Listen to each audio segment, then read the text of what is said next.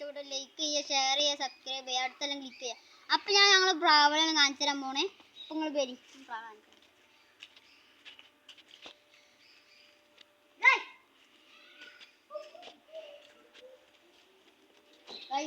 ഇതാ ഞങ്ങളെ പ്രാവ്. ഇത് എവിടുന്ന് വന്ന പ്രാവാണ് ഗൈസ്. ഈ പ്രാവ് എവിടുന്ന് വന്ന പ്രാവാണ്. അപ്പം ഇത്